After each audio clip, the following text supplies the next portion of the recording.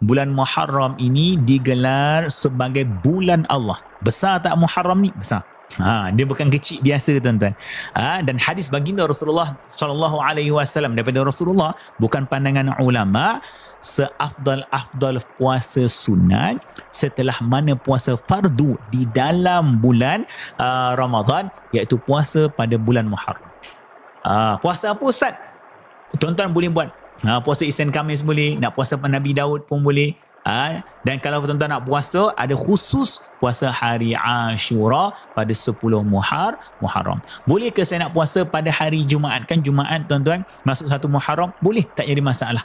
Yang makruh hari Jumaat ni kalau tanpa sebab.